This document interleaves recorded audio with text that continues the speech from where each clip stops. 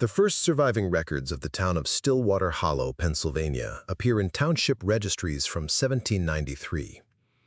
It was founded by a cluster of German and English settlers along the shaded bends of the Juniata River, 30 miles west of Harrisburg.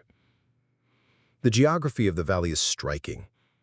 Steep ridges of hemlock and oak pressing inward on a narrow floodplain, where low stone houses with steep roofs seemed almost swallowed by the woods. Winters were long and brutal, with wind funneling down from the Alleghenies, while summers hung heavy with fog rising from marshy ground near the river. Economically, Stillwater Hollow remained poor and isolated. Farming on the rocky soil was difficult, and most families kept to subsistence agriculture. Barter was common, and even by the 1870s, a traveler noted in his diary that the villagers of Stillwater live as if a century behind the world, their barns low, their children shoeless, their talk wary of strangers. One family stood at the center of the village's uneasy history: the Harlows. Their homestead, constructed in 1811, was a two-story fieldstone house with a sharply pitched roof and a massive basement built partly into the hillside. The Harlow patriarch, Ezekiel Harlow, was a blacksmith and lay preacher, remembered in church minutes as a stern man of few words, yet followed with respect. By the mid-19th century, the family's fortunes had dwindled. Several infant deaths were recorded in church burial logs. Martha Harlow, age 3 months, 1824, cause listed as fever. Thomas Harlow, age 9 months, 1826, cause listed as weakness at birth.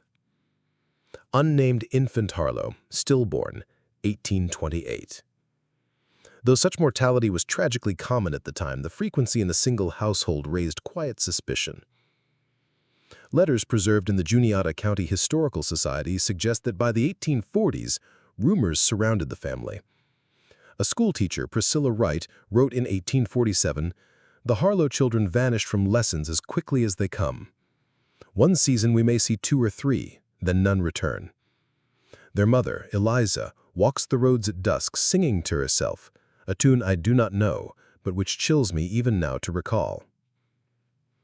Local folklore attributed strange happenings to the Harlow farmstead: animals refusing to graze near their fields, unexplained lights on the ridge above their home, and the constant presence of fog even on clear mornings. Farmers swore that the Harlow ground stays colder than any other in the valley. In September of 1851, the first verifiable disappearance occurred. A boy named Samuel Carter, age 6, vanished while walking home from a harvest gathering. The Carter farm lay less than half a mile from the Harlow property. A search party was organized, and county constables interviewed neighbors.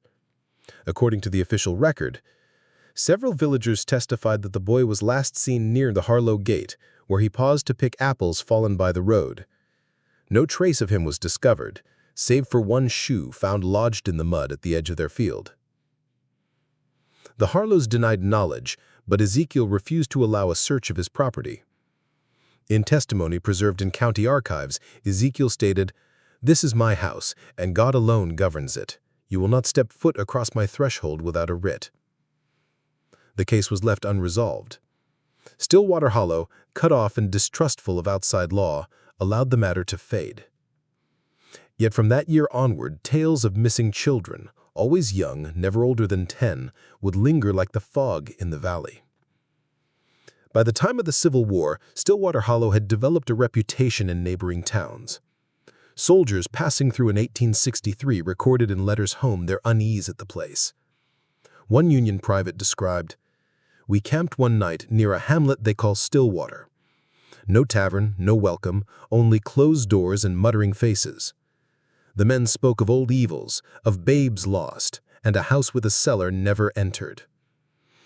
Though such descriptions might be dismissed as soldiers' superstition, the convergence of testimony across different years is striking.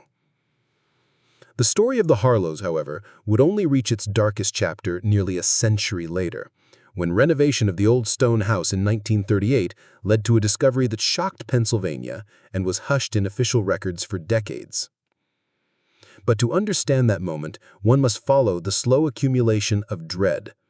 The whispers, the vanishings, the peculiar silences that allowed horror to nestle itself deep in Stillwater Hollow. By the latter half of the 19th century, the Harlow family had already become a shadow in the valley's collective memory. The house itself, half hidden by the slope of the hill and always damped with seeping groundwater, seemed to grow more forbidding as its stone walls blackened with lichen. Visitors described the interior as airless, sour with a copper scent, as if tools had been left to rust in the very walls. Fragments of journals belonging to Jonas Whitcomb, a circuit preacher who passed through Stillwater in 1869, shed rare light on what may have been happening behind the Harlow doors. In one entry, Whitcomb noted, "The family holds no worship in the meeting house. They gather instead at night, windows darkened, hymns warped in pitch so low I scarce believed them human voices. Children sit apart, silent as carved figures. Ezekiel told me their practice was the doctrine of silence, where God's voice can be heard clearer than man's. Yet I felt only dread." Locals began referring to this private theology as the Harlow doctrine.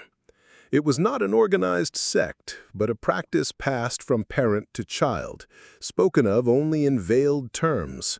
According to oral accounts collected in the 1930s, the family held certain beliefs, that innocence was the nearest vessel to God, and that silence in the young preserved the voice of eternity. The exact meaning of these phrases remains unclear, yet neighbors recalled that the Harlow children were rarely seen playing or speaking. A farmer, Amos Keller, testified years later in a deposition. "Their young'uns would stand at the fence, staring, mouths closed tight.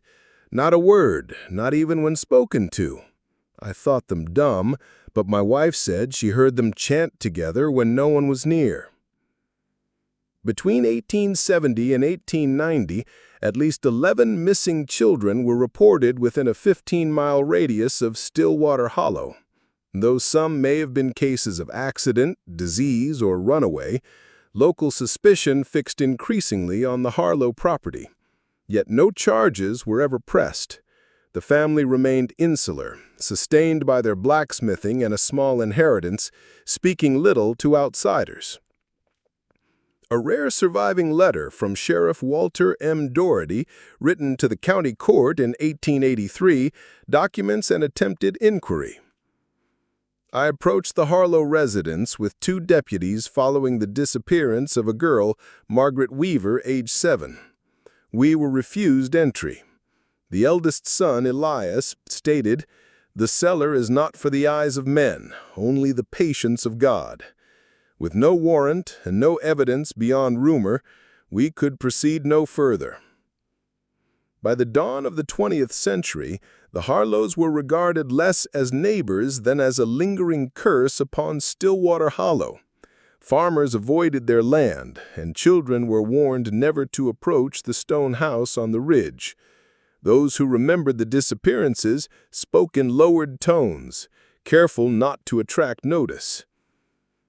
A peculiar story survived in the oral tradition of the valley. An elderly woman, Rebecca Lane, recounted in 1939, "When the fog was thickest and the bells of Juniata Church could not be heard, I would see small shadows by the Harlow well, little shapes, too many for the family's own. I told my husband they looked like children, but thinner, quieter than children ought to be."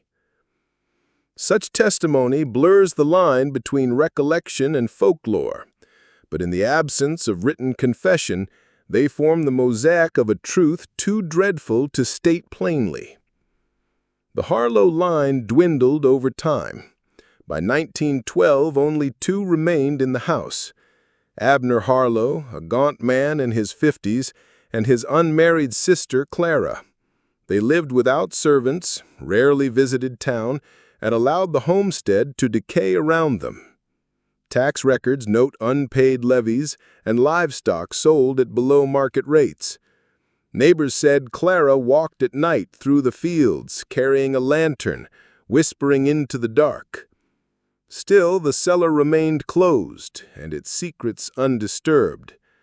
It would not be until 1938, when a team of men arrived to prepare the property for sale after Clara's death, that the earth beneath Stillwater Hollow revealed what lay hidden for more than a century. In March of 1938, following the death of Clara Harlow Botton at the age of 79, the property passed into the hands of Juniata County authorities.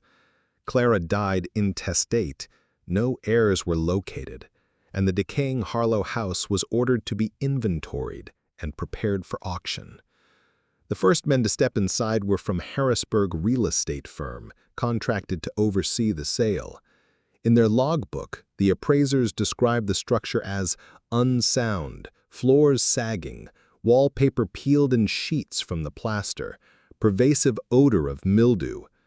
The lower portions of the house, particularly the stone-walled cellar, were judged unsafe to enter, owing to the presence of stagnant water and collapsed beams. The men limited their inspection to the ground and upper floors.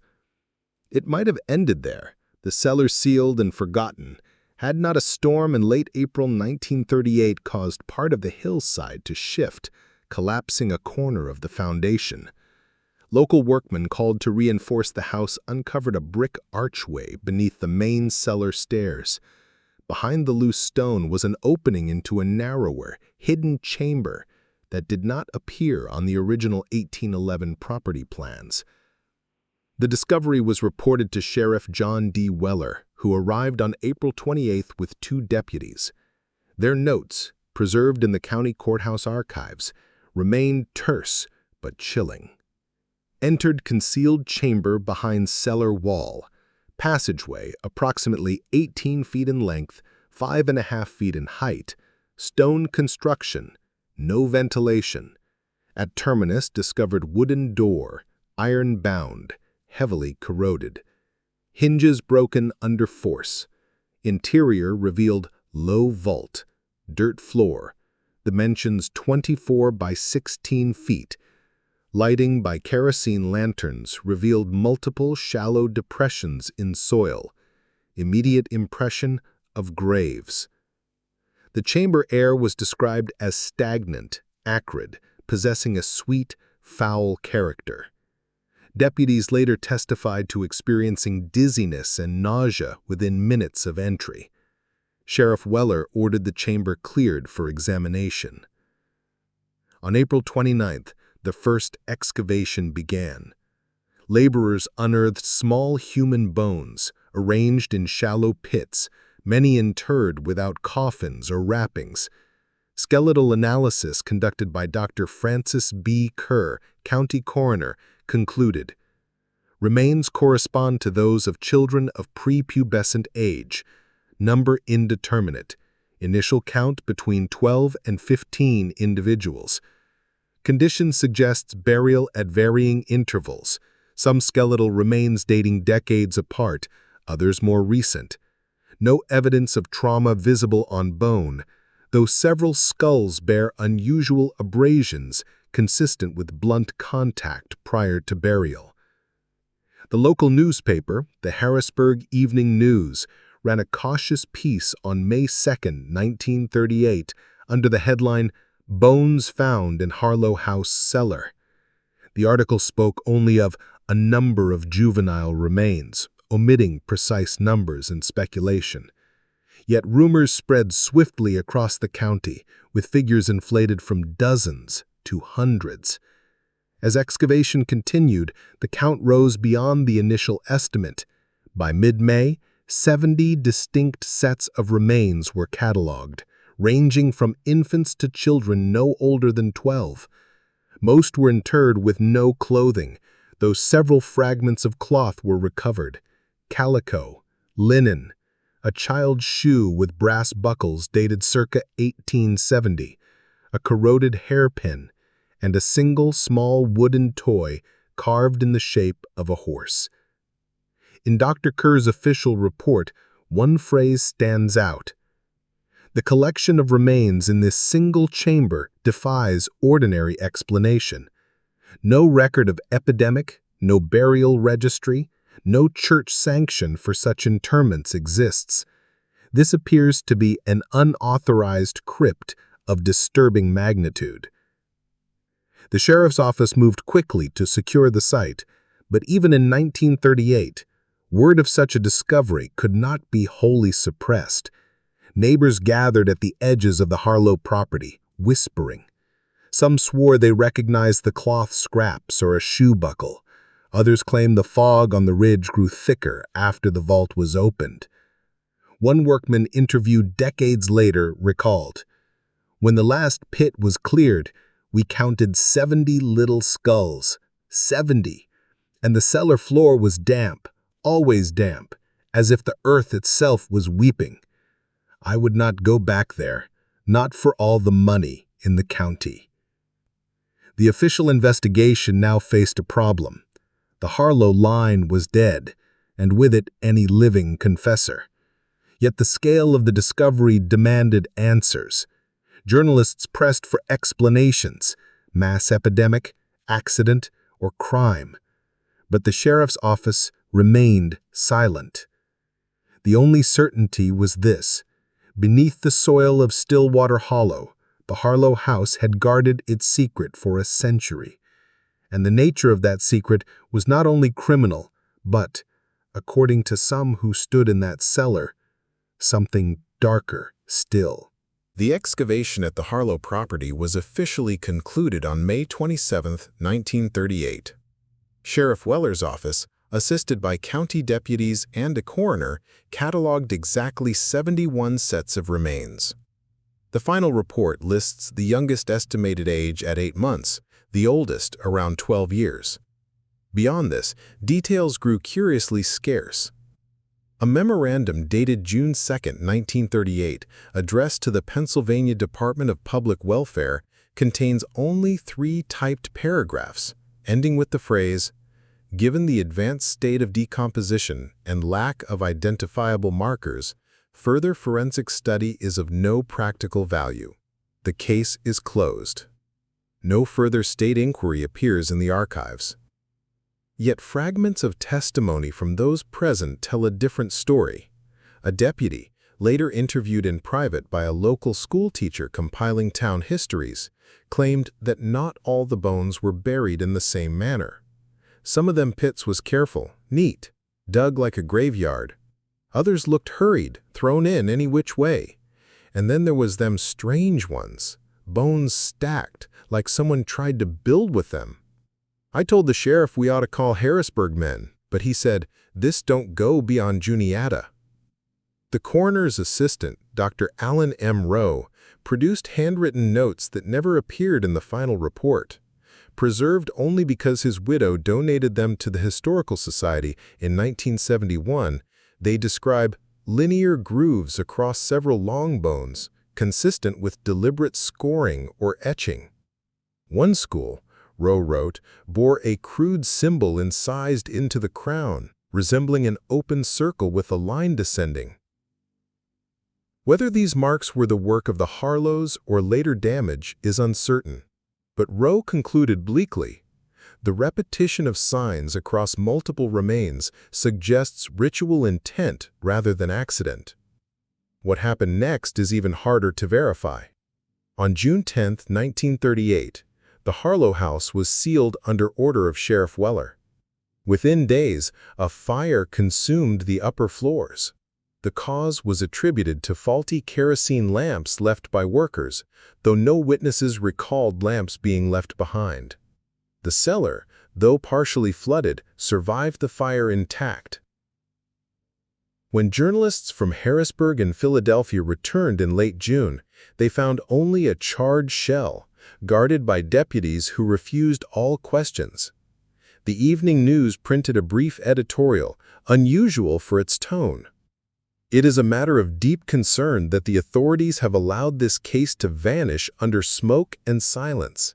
Citizens ask plainly, whose children were buried there? Why has no register, no accounting been offered? The silence is louder than any answer. Shortly afterward, coverage ceased altogether.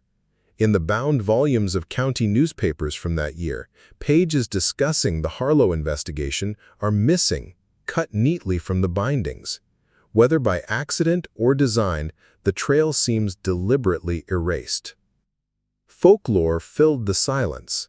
Farmers claimed the fog that rolled from the Juniata River now lingered longer in Stillwater Hollow, hanging low over the blackened ruins of the Harlow house. One boy interviewed in 1941 recalled walking near the property at dusk. "I heard children's voices under the ground, like they was playing a game, but there weren't no children left in that valley anymore." Others told of livestock refusing to drink from the Harlow well, or sudden sickness in animals pasturing near the burned foundation. Yet the most persistent rumor concerned the sheriff himself. In the years after the discovery, Weller grew reclusive, refusing public appearances. Neighbors said he muttered constantly about doors that should have stayed shut. He died in 1946 of a stroke, his personal papers destroyed by his widow before they could be reviewed.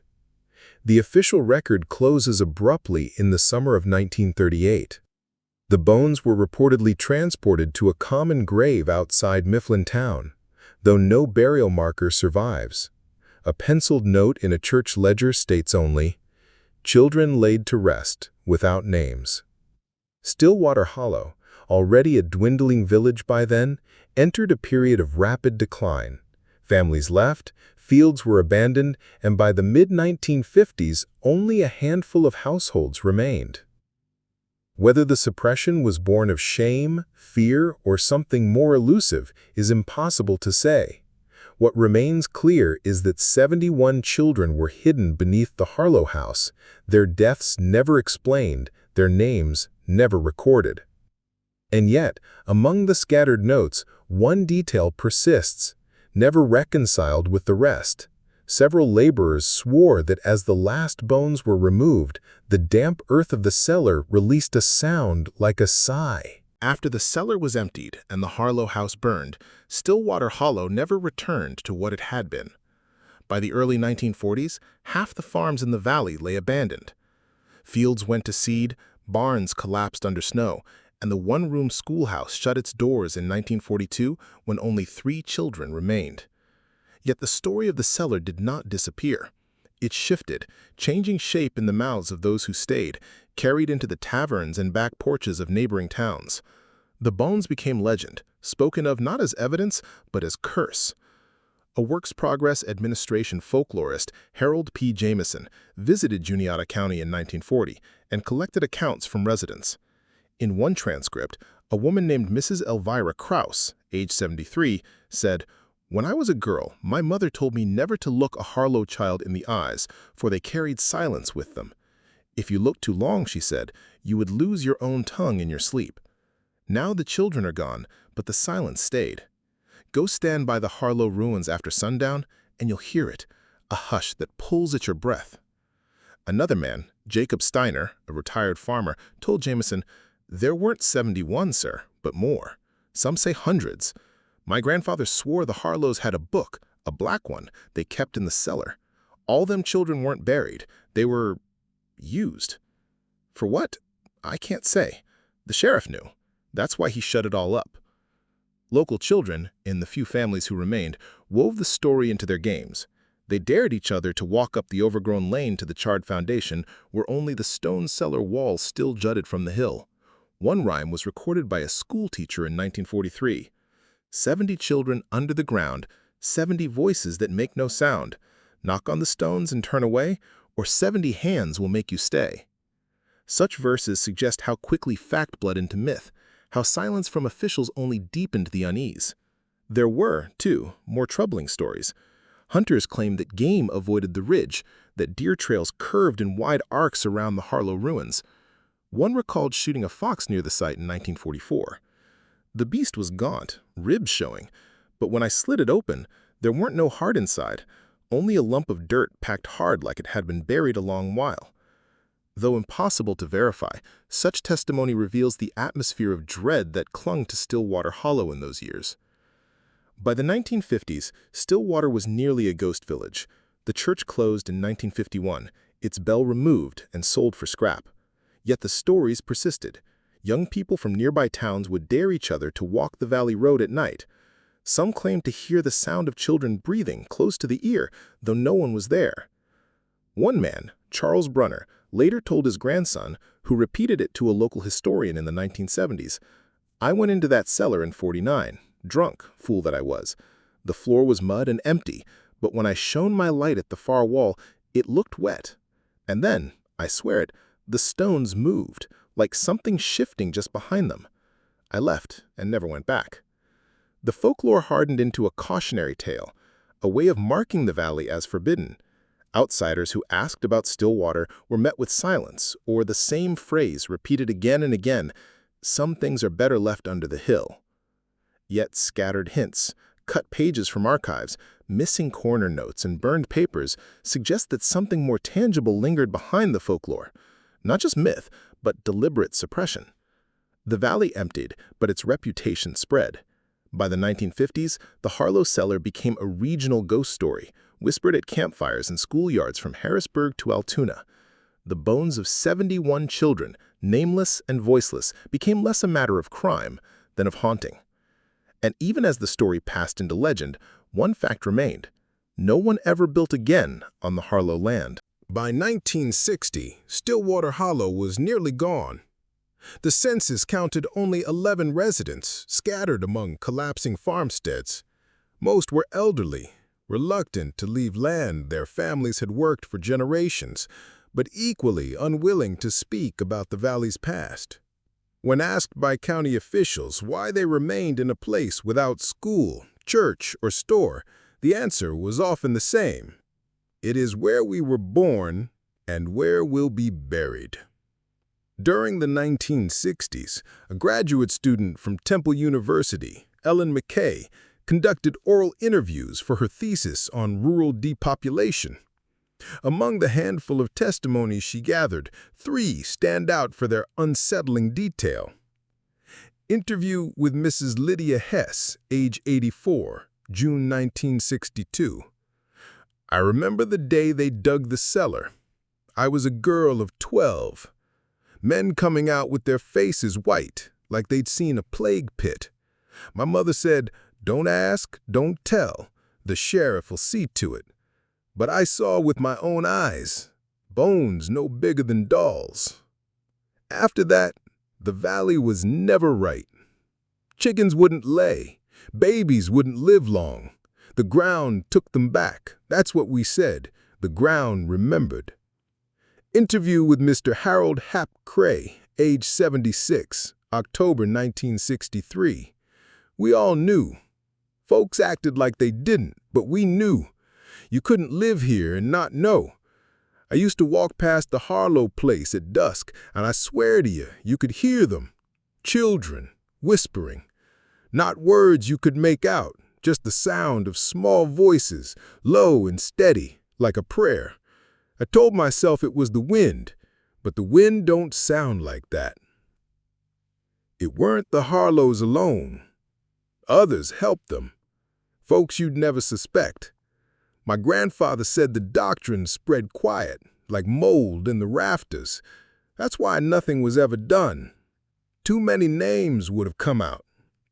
Interview with Mrs. Ruth McKinnon, age 91, August 1965. "I walked into that house once, after Clara died. I don't know why. The air was foul, like something gone bad. And in the parlor, there was a chair. Just a plain chair.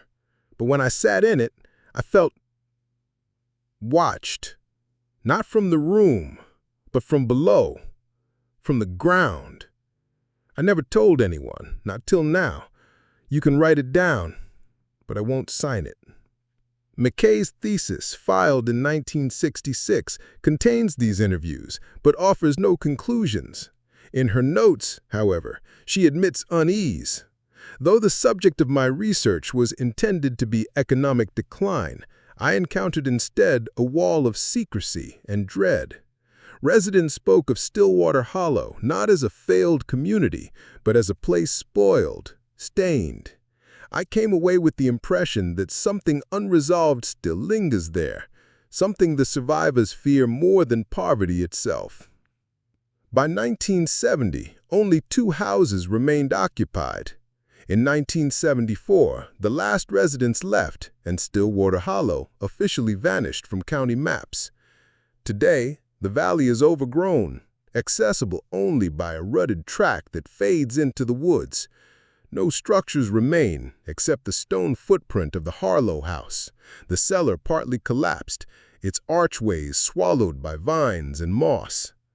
Yet among archivists and folklorists, the testimony of these last witnesses continues to circulate. Each recalled different details, but the consistencies are impossible to ignore. The whispers, the sense of something beneath the ground, the belief that the silence itself was alive. One final fragment, found in McKay's field notes, perhaps captures it best. An unnamed old man, unwilling to give his identity, told her, "You can dig up bones, you can burn the house, you can cut the pages from the books, but you can't bury silence.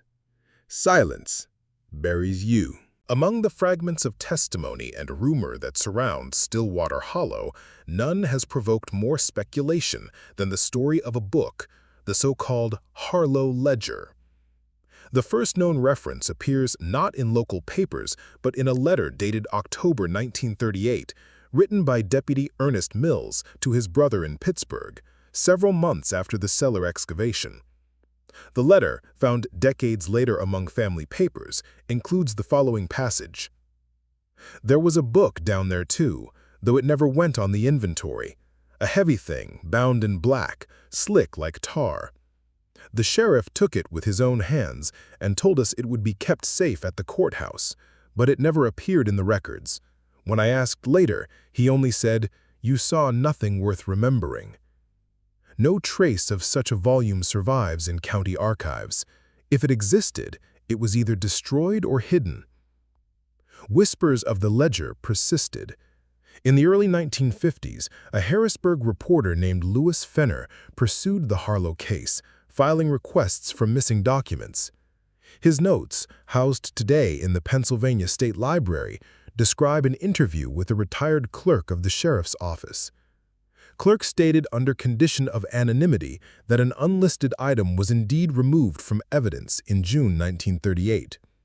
He described it as a family record, but written in a hand not quite right. When pressed, he said the writing appeared twisted, as though the letters were copied by someone who did not fully understand them. Clerk claimed Weller insisted the book never leave his possession. After the sheriff's death, the widow destroyed all papers without review, no further trace. Yet references do not end there. Among the papers of folklorist Harold P. Jameson, who collected oral accounts in 1940, a penciled note in the margin of his field notebook reads, "Several farmers spoke of a black book belonging to the Harlows, said it contained the names of children, each written with a mark beside it. One man insisted his sister's name was among them. When I asked if I might see the book, he laughed and said, 'No one keeps it, it keeps itself.'" Descriptions vary. Some call it a ledger, others a hymnal, others a diary. But the common thread is that it contained names of children, of neighbors, of those who vanished. In some stories, each name was followed by a mark, a circle with a line beneath it, echoing the etchings on several skulls. Skeptics argue that the book is a folkloric invention, a way of giving tangible shape to a horror otherwise too vague. Yet others point to the consistent repetition of details across decades, the same symbol, the same insistence on names, and always the claim that the book did not simply record events, but exerted influence. One curious reference surfaces in a 1967 letter to folklorist Ellen McKay, written by a former Stillwater resident living in Ohio. The writer, who refused to sign his name, claimed, "I saw it once in Clara's hands. She kept it wrapped in cloth. I thought it a Bible, but the pages were dark, like ink bled through. She told me, the names are seeds. Each one grows when silence waters it. I asked what she meant, and she only smiled. I still hear that smile. No physical copy has ever been found, but its absence has only deepened fascination. Among paranormal circles in the 1970s, the Harlow ledger became shorthand for any vanished or cursed manuscript. In local memory, however, it remains tied directly to the cellar. The idea that bones were not simply hidden there, but that each burial was accompanied by a record, a mark, an inscription in a book that could not be accounted for. Whether ledger, hymnal, or diary, its meaning remains a riddle. If it existed, its disappearance was deliberate as the excision of newspaper pages and the burning of the Harlow house itself. And yet, in the few surviving testimonies, a pattern emerges. Where the ledger is mentioned, the speaker describes not only the recording of names, but the preservation of silence. Silence as something kept, guarded, even worshipped. One archivist who reviewed the collected fragments in the 1980s summarized it simply. If there was a book, it was not meant to be read. It was meant to be obeyed. By the 1970s, Stillwater Hollow had slipped from the map but not from memory. Its remoteness and the persistence of whispered tales made it a destination for amateur historians, ghost hunters, and university students. What they found was rarely consistent, but together their accounts form a portrait of a place where absence itself seemed alive. In 1973, members of the Central Pennsylvania Historical Society conducted a field survey of abandoned settlements in Juniata County. Their notes on Stillwater are sparse but telling. Ruins of the Harlow homestead consist of stone foundation walls, portions of cellar still intact though partially collapsed. Atmosphere oppressive, light strangely dim beneath tree cover despite fair weather. Vegetation sparse near foundation, soil remains damp even in dry season. No bird activity noted in vicinity during visit. No further analysis was included, but several participants later told colleagues that they felt ill upon entering the cellar ruins, complaining of headaches and disorientation. In 1979, two Harrisburg College students exploring the site at night reported finding small impressions in the soil, as though made by bare feet. They photographed these impressions with a disposable Kodak camera, but the developed images show only indistinct patches of darker soil. One of the students, interviewed in 1992, insisted. They were children's prints, dozens of them, circling the cellar floor. But the ground was dry that summer, no reason for tracks to hold, and when we went back 2 days later, they were gone.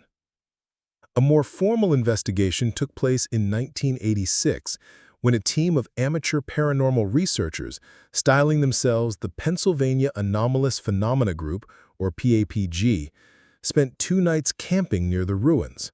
Their equipment was rudimentary, tape recorders, thermometers, cameras, but their published report, privately circulated among enthusiasts, describes measurable anomalies.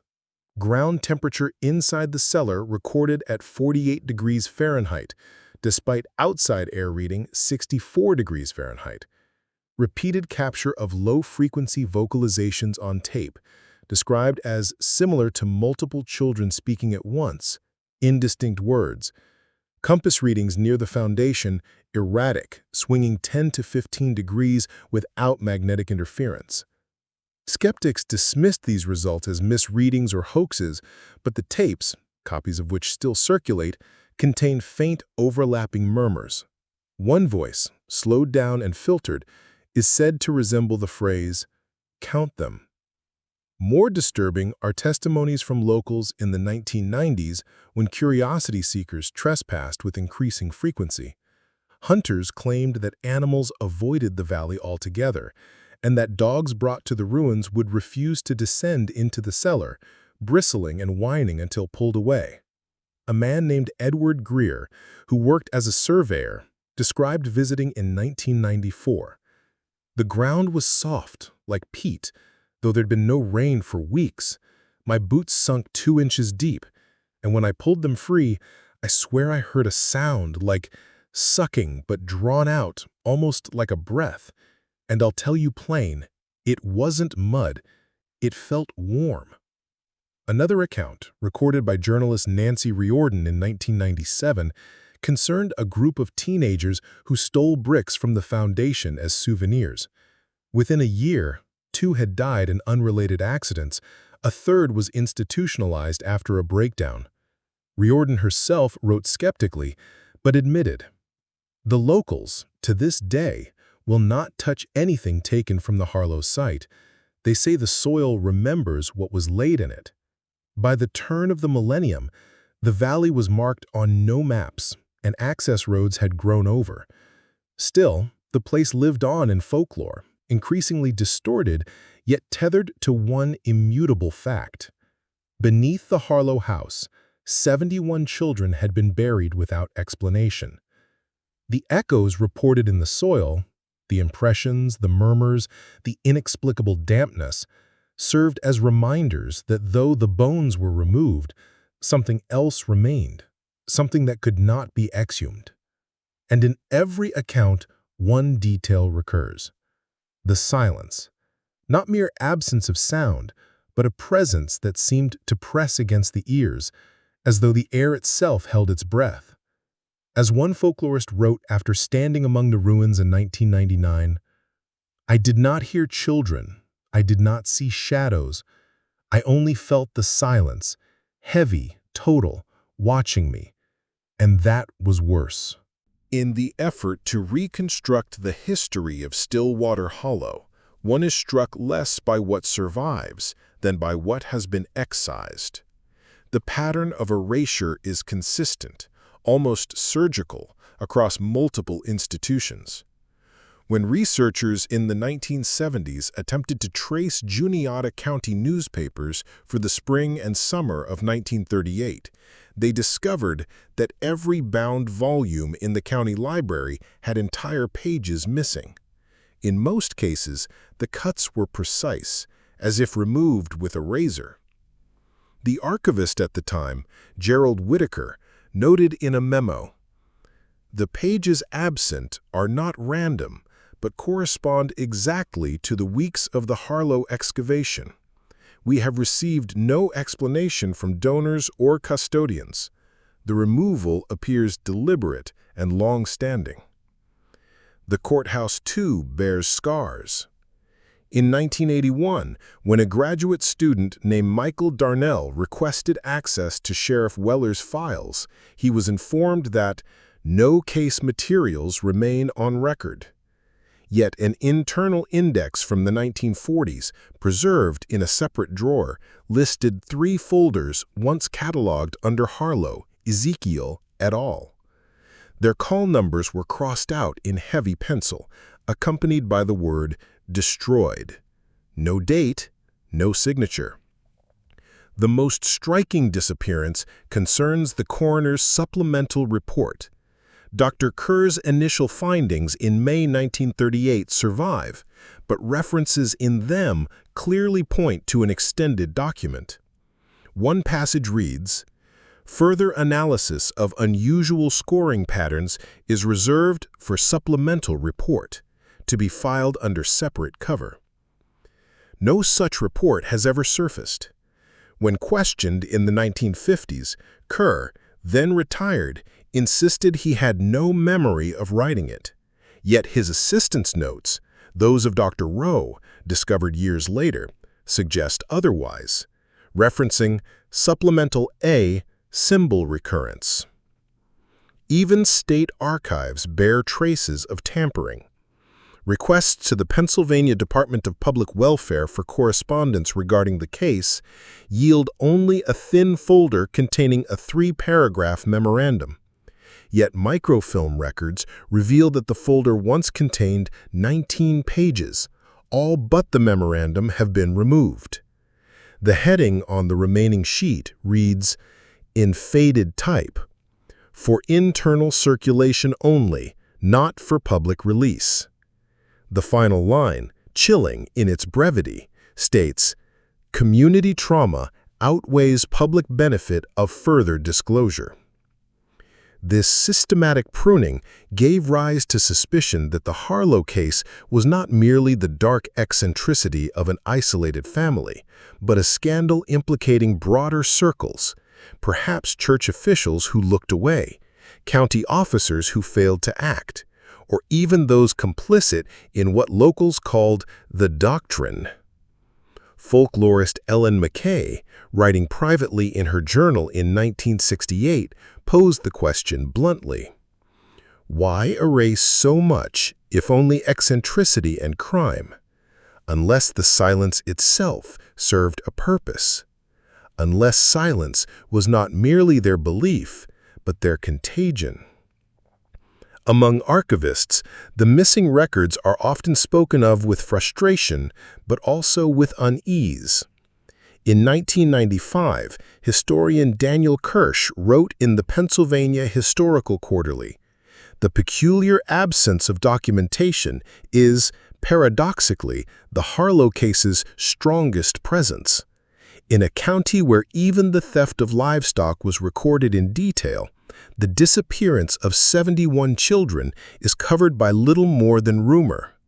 What remains is not history, but vacancy, a void, curated and preserved. When the gaps are laid side by side, they resemble the cellar floor itself. Shallow depressions, each one suggesting something once present, now removed. Yet traces linger, fragments of letters, half-legible notes, testimonies smuggled into folklore. It is through these absences, perhaps, that the weight of the story is most strongly felt, as though the Harlows, long dead, succeeded in passing on their most enduring doctrine, that silence speaks louder than words. And so, researchers find themselves not only hunting for what was lost, but asking the darker question: who ensured it would never be found?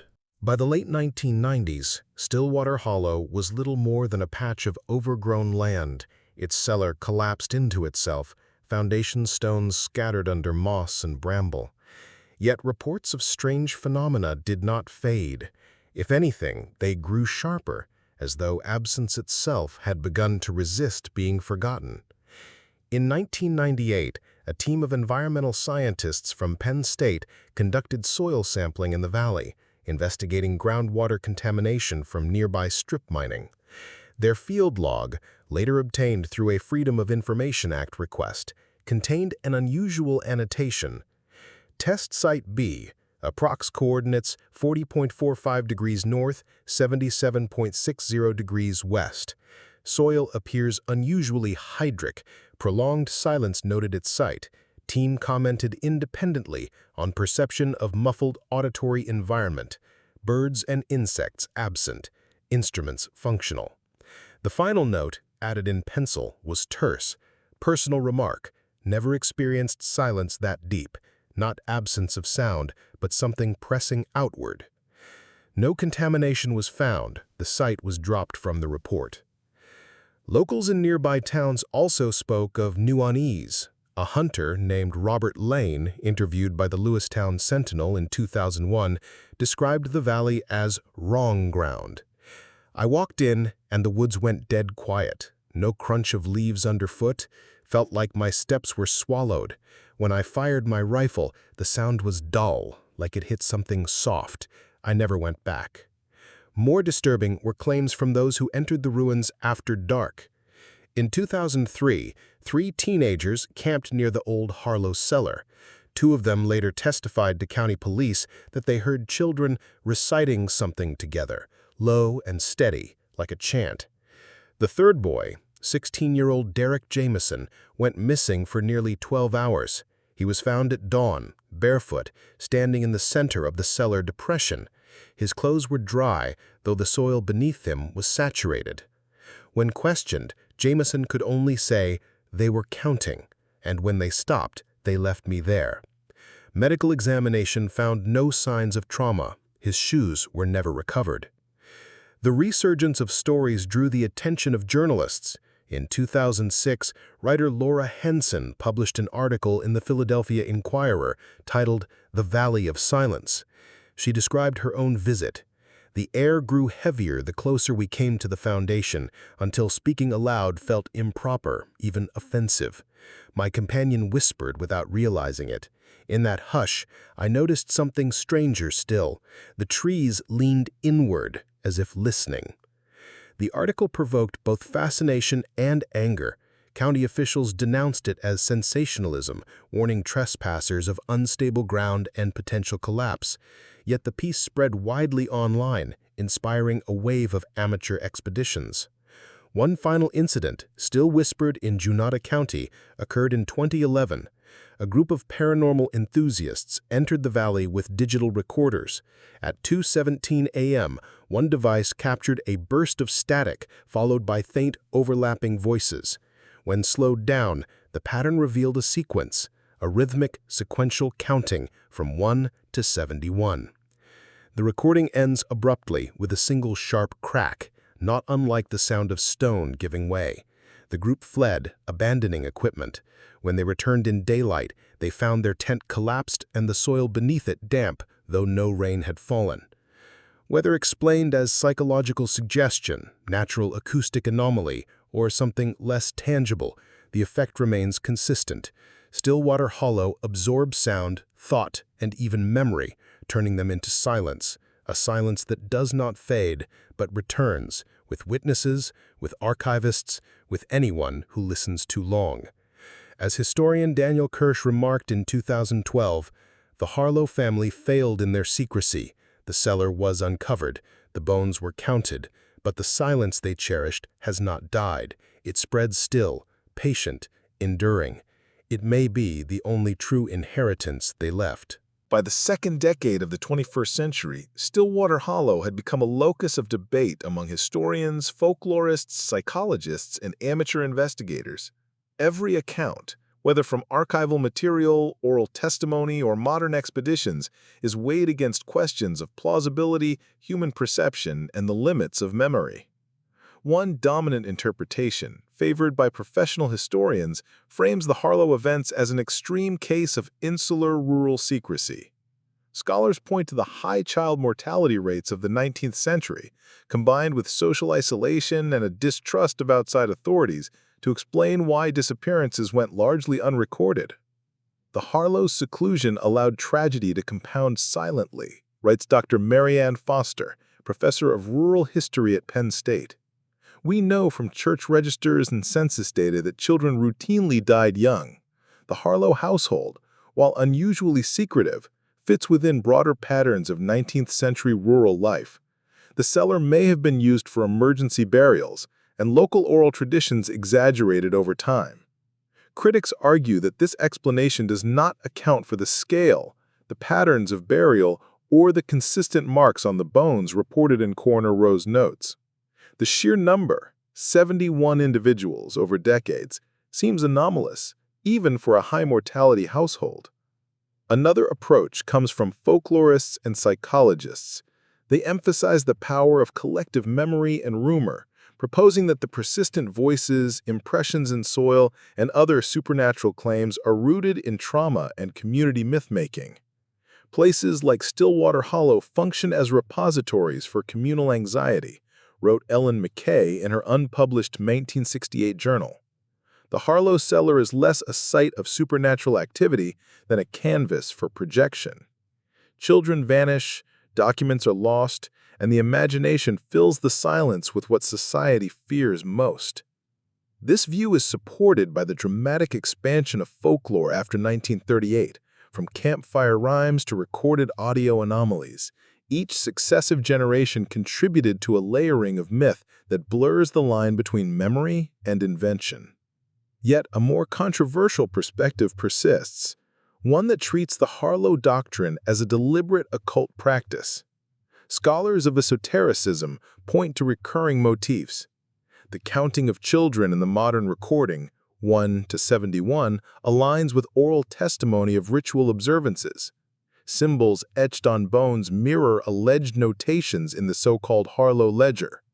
Recurrent reports of sensory suppression, Sound absorption, sudden chill, damp soil suggest intentional manipulation of environment, or at least a perceived one. Supporters of this view cite historical documents, a letter from Deputy Mills in 1938, Jameson's 1940 field notes, and Rowe's corner observations, all hinting at systematic practice if not fully understood. As Dr. Samuel Harkins, an anthropologist of ritualized secrecy, remarked, even if one discounts supernatural claims, the evidence points to a coherent set of behaviors spanning generations. Silence, secrecy, careful burial, symbolic markings, these are consistent with a long-term structured practice, whether spiritual, cultural, or criminal. It is extraordinary. Skeptics counter that these interpretations often read modern narratives back into fragmentary evidence. They point out that many reports, particularly those from the 1970s onward, cannot be verified. Audio anomalies, footprints, and personal accounts all emerge long after the original events, raising the possibility of suggestion or exaggeration. Yet the disagreement itself is telling. Scholars, folklorists, and lay observers all agree on one point. Stillwater Hollow refuses closure. Every record, every excavation, every story yields fragments, too incomplete to tell a full history, too consistent to dismiss entirely. A final reflection, penned by folklorist Laura Henson in 2006, captures the enduring tension. We have 71 children beneath a hill, a burned house, erased documents, and witnesses whose memories stretch across decades. Some call it legend, others history, others still warning. Whatever it is, it persists, and it will not be silenced by skepticism alone. The theories form a spectrum: historical accident, community trauma, structured occult practice, or some combination. None fully explains the consistency of testimony, the repeated mention of the Harlow ledger, and the phenomena reported at the ruins. And so, Stillwater Hollow remains unresolved, a nexus of doubt where fact and myth, human horror and inexplicable experience coexist. Even after decades of research, excavation, and oral history, the story of Stillwater Hollow resists full explanation. Scholars, journalists, and folklorists alike have cataloged the known facts. 71 children buried beneath the Harlow house, burned foundations, missing documents, and recurring testimony of strange phenomena. Yet the case is defined as much by what is missing as by what survives. One persistent mystery concerns the identity of the children.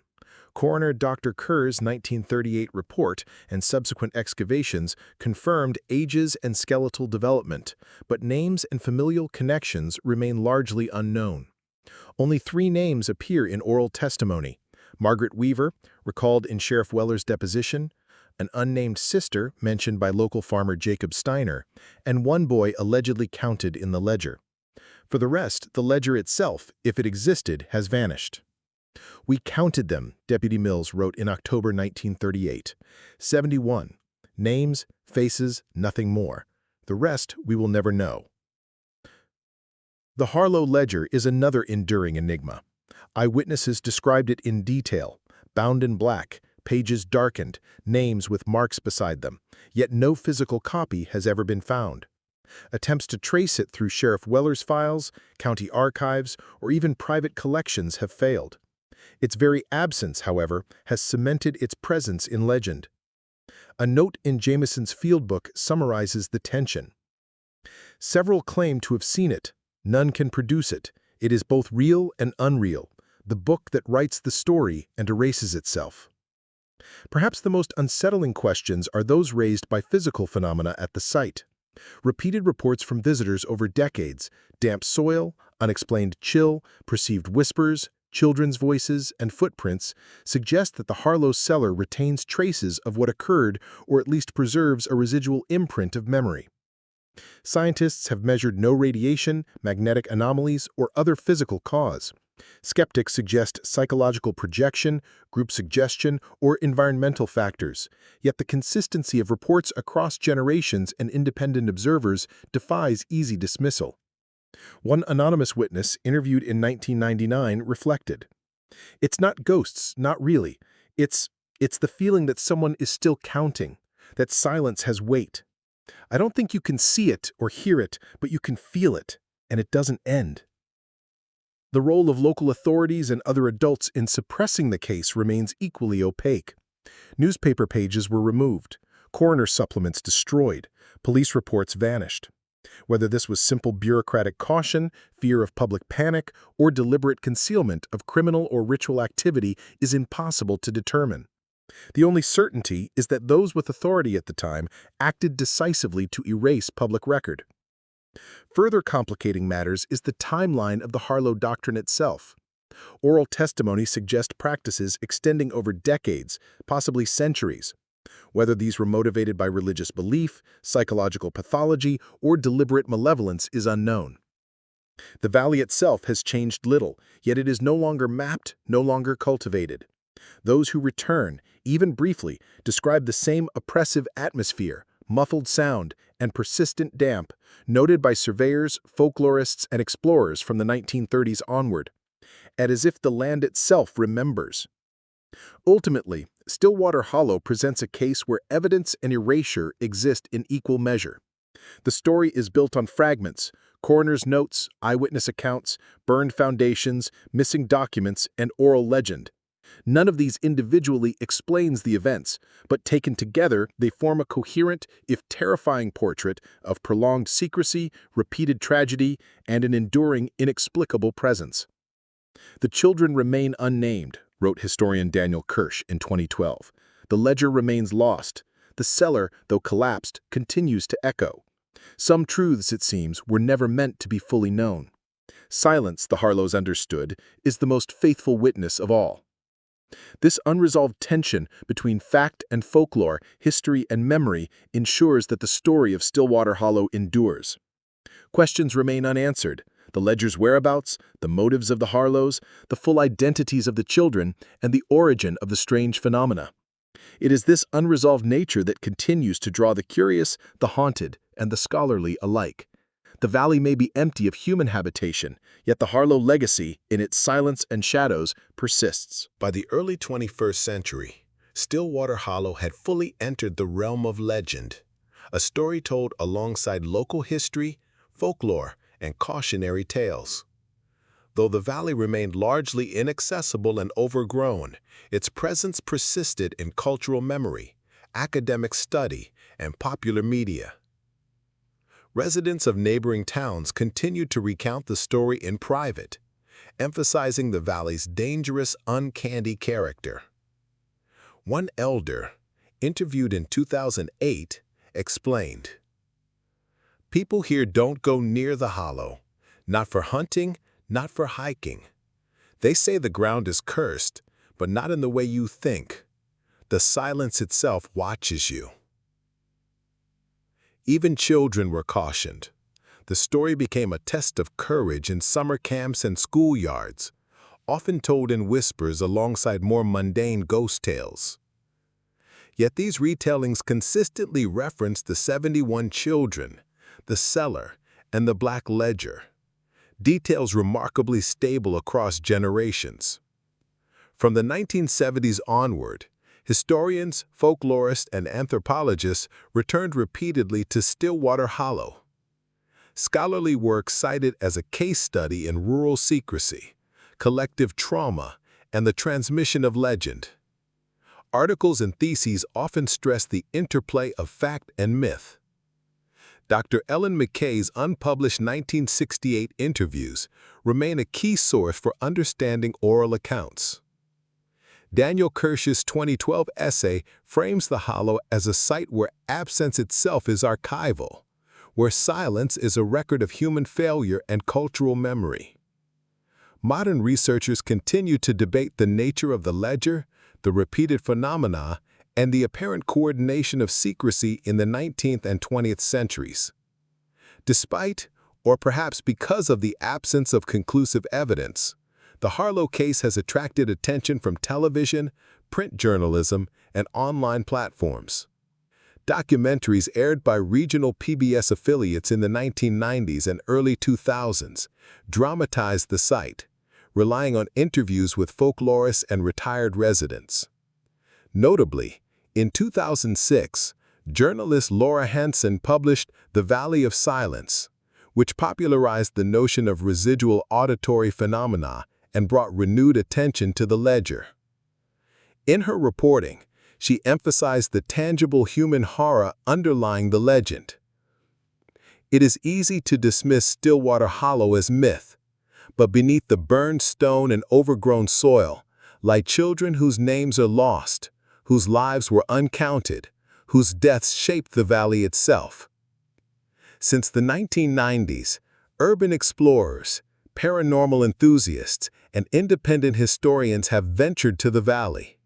Reports vary: damp soil in the Cellar Depression, faint whispers, or impressions in mud that vanish when approached. Some visitors report a feeling of being watched, a pervasive, almost tactile silence. One account, recorded on a digital form in 2015, reads, "I stood in the cellar remains for 10 minutes. Nothing moved, no wind, but I felt every one of them there, 71 pairs of eyes on me. And then the ground shifted, just enough to remind me it was alive." Though anecdotal, such experiences reinforced the persistent association of the Hollow with the Harlow legacy and its unbroken aura of unease. The Harlow case has influenced regional curricula in Pennsylvania history courses, often included in units on rural life, secret societies, and local legend. Museums in Juniata and neighboring counties include mention of Stillwater Hollow as part of exhibits on historical mystery and folklore, emphasizing archival gaps, oral tradition, and unexplained phenomena. Despite centuries of erasure and silence, the story has endured, not as an answerable case, but as an example of human memory, secrecy, and the interplay between history and legend. Its persistence suggests that some stories, particularly those involving profound loss, cannot be buried or destroyed. They echo in documents, in the land, and in human imagination. The modern legacy of Stillwater Hollow demonstrates that the Harlow story continues to evolve. Researchers piece together fragments, folklore adapts to contemporary fears, and the valley itself remains a locus of unresolved tension. In all accounts, one element remains constant: the silence, which endures as both witness and enigma, binding the past to the present. By the mid-2010s, Stillwater Hollow had achieved a unique, almost mythic status. Absent from maps, empty of residents, yet alive in memory, scholarship, and folklore. The site, overgrown and inaccessible, continued to draw explorers, historians, and those drawn by its reputation. But despite decades of attention, no definitive answers emerged. The silence remained, a persistent, heavy witness. Historical documents provide glimpses.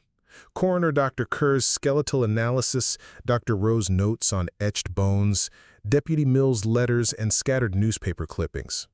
Oral testimonies from children in the 1940s to visitors in the 21st century echo with the same motifs: whispers, impressions in soil, counting. The unseen presence of the 71 children. One researcher summarized in 2013, "The Harlow case is not a single story, but a palimpsest, layered, partially erased, and interpreted anew by each generation. Its horror lies not only in what happened, but in what is unknowable, and in the evidence deliberately removed from the record. The ledger, if it existed, remains lost. Names, identities, and motives are obscured. The burned foundation, the collapsed cellar, and the uneven earth of the valley stand as the only remaining witnesses." Visitors continue to describe the same eerie effects. In 2017, an urban exploration team posted accounts of standing in the Cellar Depression. No wind, no animals. Just the ground itself seemed to breathe. "We counted ourselves, 4 of us, and felt 71 eyes on us. When we left, the air felt lighter, but the silence followed us down the path back into the trees.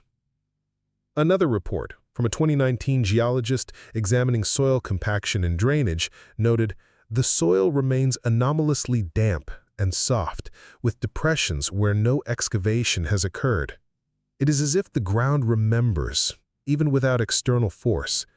Measurements cannot explain the effect. Whether psychological, environmental, or otherwise, these accounts reinforce the persistent, inexplicable presence tied to the site. Over 80 years since the discovery, the Harlow story informs local identity, scholarship, and legend. Folklorists study it as a case of oral memory enduring in parallel with fragmentary historical records. Historians note the archival gaps as an example of deliberate erasure, demonstrating how communities manage shame, secrecy, or trauma. Paranormal enthusiasts continue to visit, drawn by the consistent reports of auditory and sensory anomalies. Yet all acknowledge the same truth. There is no final explanation. The Harlow doctrine, the children's deaths, the ledger, the burned house, and the enduring silence cannot be definitively reconstructed. One final reflection comes from historian Daniel Kirsch, writing in 2015. 71 children lie beneath a hill that no longer appears on maps. Papers were destroyed, pages cut from bound volumes, memories faded or mythologized. And yet, every visitor, every record, every whispered account attests to one thing. The silence is not empty. It watches, it remembers, and it endures. In this way, Stillwater Hollow remains both historical and spectral, a place where the past is tangible in absence, where the weight of unspoken truths and erased evidence presses against the imagination. The Harlow legacy is not resolved. It cannot be. Its enduring silence is, perhaps, its most deliberate inheritance. The valley sleeps under its canopy of trees. The foundations crumble. The cellar holds nothing visible. And yet, if one listens carefully, the counting continues. 71, 71, 71. The silence itself becomes the witness, unbroken and eternal. The story of Stillwater Hollow concludes here, not with resolution, but with a lasting echo of absence and mystery, the hallmark of a horror grounded in both history and imagination.